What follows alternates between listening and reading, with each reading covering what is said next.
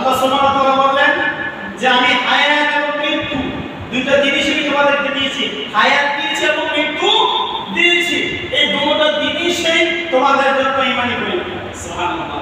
হায়াতটা কি? ঈমানি পরীক্ষা, মৃত্যুটাও ঈমানি পরীক্ষা। হায়াত দিয়েছেন আল্লাহ, আলহামদুলিল্লাহ। আল্লাহ তোমার দরবারে শুকরিয়া আদায়। আল্লাহ তুমি আমাকে এই পৃথিবীতে প্রেরণ করেছো। আল্লাহ এই পৃথিবীতে তুমি আমাকে জীবিত রেখেছো, এই মুহূর্ত পর্যন্ত রেখেছো। মৃত্যুকে কামনা করা সব সময়, যে মৃত্যুকে যদি আপনি অভিশাপ মনে করেন তাহলে কবিরা গুনাহ হবে। আস্তাগফিরুল্লাহ। আলহামদুলিল্লাহ, মৃত্যু মুমিনের জন্য পাল্লা। আল্লাহ তুমি যখন ইচ্ছা মৃত্যু দান করবে। আল্লাহ তোমার দরবারে শুকরিয়া আদায়। মৃত্যু হওয়ার জন্য 24 ঘন্টা একজন মুমিন প্রস্তুত থাকতে হবে। 24 ঘন্টা একটা মুমিন প্রস্তুত থাকতে হবে মৃত্যুর জন্য। আল্লাহ সুবহানাহু ওয়া তাআলা সূরা জুমার মধ্যে ফাইজা কুতিয়াতিস সালাত ফান্তাশু ফিল আরদ, আল্লাহ বললেন কখন থেকে সম্পদ উৎপাদন করতে হবে, সম্পদ কামাই করতে হবে।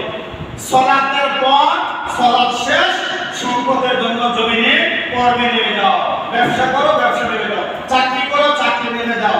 সালাতের পর তুমি যে সরকারি চাকরি করো, চাকরিতে জয়েন করো।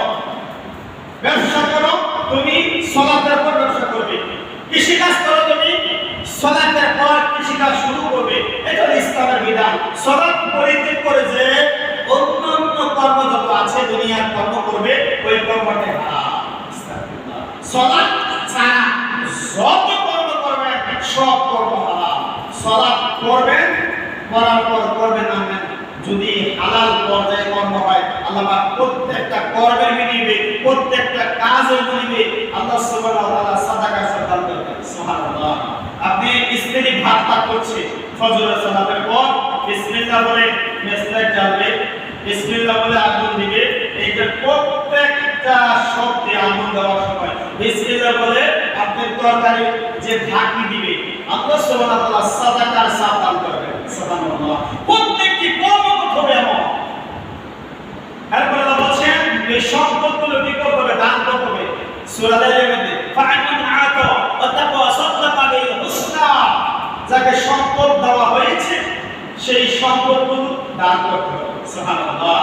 এই বিশ্বাস রাখতে হবে আল্লাহর প্রতি দান করা। বন্ধুগণ, আল্লাহ রাসূল সাল্লাল্লাহু আলাইহি সাল্লাম হাদিসের মধ্যে এই কথাগুলো সুন্দরভাবে বর্ণনা করেছেন।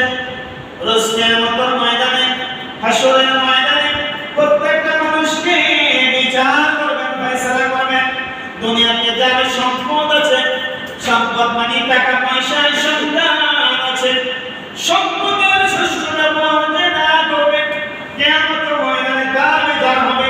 যে ব্যক্তি সম্পদের সুষ্ঠু বিচার করবেন, সুষ্ঠু ব্যবহার করবেন, কিয়ামতের ময়দানে তাকে পুরস্কৃত করা